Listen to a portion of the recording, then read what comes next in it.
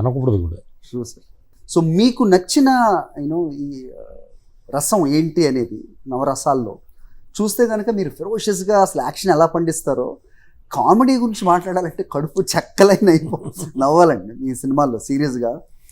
So అంతా of course అండి జిల్లాల నుంచి కొంచెం వచ్చినా మన బ్లడ్లో ఎటు ఉంటుంది. కానీ ఫస్ట్ సినిమా గురించి మాట్లాడాలంటే మీరు వచ్చిందేమో తూర్పుగోదావరి జిల్లా, సినిమా చూస్తేనేమో రాయలసీమ, రైట్? మీరు అసిస్టెంట్ డైరెక్టర్గా చేసిందేమో ఈవీవి గారు, ఎస్వి కృష్ణారెడ్డి గారు, క్రాంతి కుమార్ గారు, ఇలాంటి వాళ్ళ దగ్గర, సాగర్ గారు.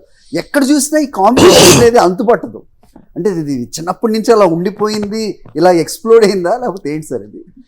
నిజంగా కూడా నాకు నిజంగా తెలియదండి, ఇన్ని క్యాలిక్యులేషన్స్ తెలియదు, ఏం తెలియదు. నా మనసులో ఇది ఉండింది. నా దగ్గర ఒక 2 సీన్లు ఉన్నాయి. మేమిద్దరం అనుకోకుండా స్విట్జర్లాండ్ షూటింగ్కి వెళ్ళాం, చెప్పాలని ఉందని షూటింగ్కి వెళ్ళాం. అక్కడ తారక్ని కలవటం జరిగింది. ఎన్టీఆర్ని మా వాడు వెళ్ళి ఇలాగా మా వినయ్ ఒక మంచి కథ చెప్పాడు, చెప్తా ఉన్నాడు. ఆయన విన్నాడు. అప్పుడు వేరే కదా చాలా ఇంటర్వ్యూస్ చెప్పాను. సడన్గా కొడాలి నాని గారు వచ్చి అప్పుడు ఎన్టీఆర్తో ఉండడం, ఆయన వచ్చి మాకు మాస్ కథ కావాలని అంటాం. అప్పటికప్పుడు 2 daysలో ఇది రాయడం, జస్ట్ 2 daysలో రాశాను. మరి ఆ ధైర్యం అదంతా ఏమైపోయింది అర్థం కాదు.